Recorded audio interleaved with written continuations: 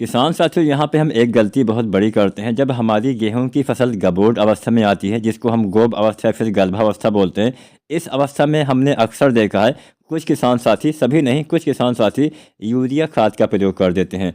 अब इस समय यूरिया हमें डालना चाहिए या नहीं डालना चाहिए? यूरिया डालने से हमें फ़ायदा मिलेगा या नहीं मिलेगा? फ़ायदा मिलेगा तो क्या मिलेगा, नुकसान होगा तो क्या होगा? कंप्लीट जानकारी आपको देने वाले हैं। तो आज की ये पूरी वीडियो किसान साथियों देखिएगा, और जो भी आपके मन में सवाल हो, जो भी आपके मन में सुझाव हो, आप कमेंट भी कर सकते हैं। चलिए, आपका ज़्यादा समय नहीं लेंगे, वीडियो हम स्टार्ट करते हैं किसान साथियों। एसआरजे किसान चैनल को अगर आपने अभी तक सब्सक्राइब नहीं किया है, तो ऐसे ही खेती बाड़ी से संबंधित वीडियो समय समय पर देखने के लिए आप चैनल को सब्सक्राइब जरूर करें। तो चलिए, सबसे पहले हम यह जानते हैं कि आखिर हमें गेहूं में यूरिया डालना कब चाहिए। गेहूं की फसल में हमें यूरिया 3 भागों में बांट के देना होता है। अगर मान लीजिए कोई ऐसी मिट्टी है जहाँ पे लिंचिंग वाली समस्या हो जाती है, पानी के साथ खाद नीचे चली जाती है, तो वहाँ पे आप कई भागों में बांट के डाल सकते हैं। बाकी सामान्य मिट्टी में हम 3 बार यूरिया का इस्तेमाल करते हैं। 1/3 मात्रा बुआई के समय, 1/3 मात्रा पहले पानी पे, और 1/3 मात्रा दूसरे पानी पे हम इस्तेमाल करते हैं। क्योंकि हम बुआई के समय ज़्यादातर किसान साथी डीएपी खाद का इस्तेमाल करते हैं, तो ऐसी दशा में हम बुआई वाले नाइट्रोजन यूरिया कम कर देते हैं। तो बुआई के समय यूरिया आपको, अगर आप डीएपी डालते हैं तो 55 किलो डीएपी, साथ में यूरिया 20, 22 या 25 किलो तक हम इस्तेमाल कर सकते हैं। मतलब आधा बैग आपको यूरिया बुआई के समय डालना होता है। इसके बाद बात करते हैं पहले पानी पे। तो पहले पानी पे आपको 40-45 किलो यानी एक बैग यूरिया डालना होता है, और ऐसे ही हम दूसरे पानी पे 40 से 45 किलो यूरिया खाद का इस्तेमाल करते हैं। मतलब 50 से 55 दिन के अंदर गेहूं की फसल में हमें जितना भी यूरिया डालना होता है, यूरिया के साथ साथ जो भी हमें खादें मिट्टी में इस्तेमाल करना होता है, वो सभी हमें डाल देना चाहिए। 50 दिन के बाद हम कोई भी खाद, खासकर कोई भी दानेदार खाद, हम मिट्टी में इस्तेमाल नहीं करेंगे।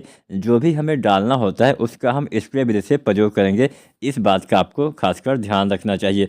अब बात आती है कि हमें गबोट अवस्था में यूरिया डालना चाहिए या नहीं डालना चाहिए। अब किसान साथियों, अगर आप गबोट अवस्था में यूरिया डालते हैं तो इससे नुकसान क्या होता है, आप यह जानिए। जब आप गबोट अवस्था में यूरिया खाद का इस्तेमाल करते हैं, सबसे बड़ा नुकसान ये होता है कि इस समय आपका पौधा फिर से अपनी लंबाई बढ़ाना स्टार्ट कर देता है।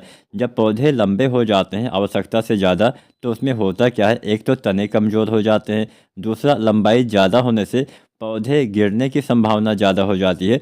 तो जितना भी आपको यूरिया डालना था वो 50-55 दिन के अंदर ही मिट्टी में इस्तेमाल कर देना था। बाद में यूरिया डालने से आपको कोई भी ज़्यादा फ़ायदा दिखाई नहीं देगा, उल्टा आपका नुकसान हो सकता है। आपके पौधे, आपकी फसल गिर सकती है। दूसरा नुकसान होता है, बीमारियों की अटैक होने की संभावना बढ़ जाती है।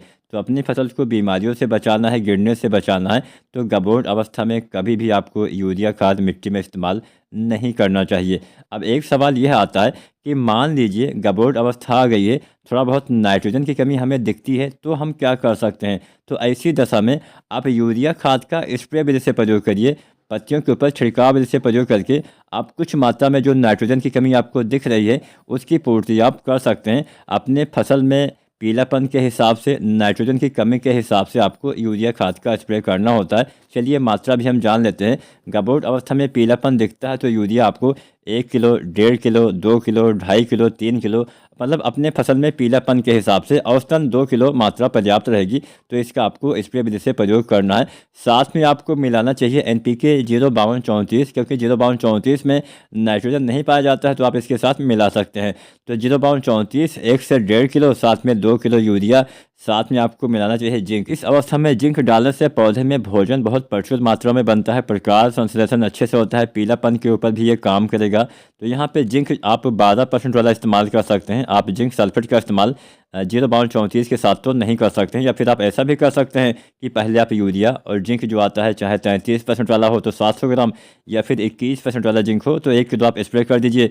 बाद में आप 05234 डालिए, या फिर आप 05234 यूरिया और साथ में जो चिलेटेड जिंक आता है 12% वाला, जो एडिटिया जिंक आता है, लगभग 120 ग्राम मात्रा आपको स्प्रे करना होता है। जो भी तरीका आपको अच्छा सस्ता लगे उसका इस्तेमाल करिए। ये 12% वाला जिंक थोड़ा अच्छा और थोड़ा बेहतर काम करता है। बाकी आपकी मर्जी, काम सभी करेंगे, ऐसा नहीं कि कि हाँ 21% वाला 33% वाला काम नहीं करेगा। तो यहाँ पे ये 3 खादें आपको बालियाँ निकलने से पहले डालना है। साथ में बोरोन भी डाल सकते हैं।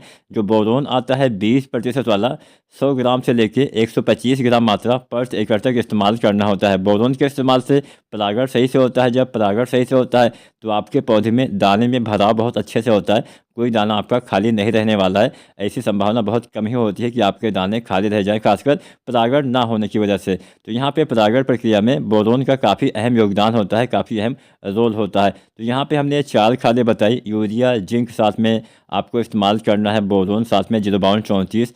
तो अगर आप बोरोन और 0.34 डालने वाले हैं तो साथ में आपको 12% वाला जिंक ही इस्तेमाल करना चाहिए। सभी का अलग अलग घोल बना के एक साथ आप स्प्रे कर सकते हैं। वीडियो अच्छी लगी हो तो लाइक करें।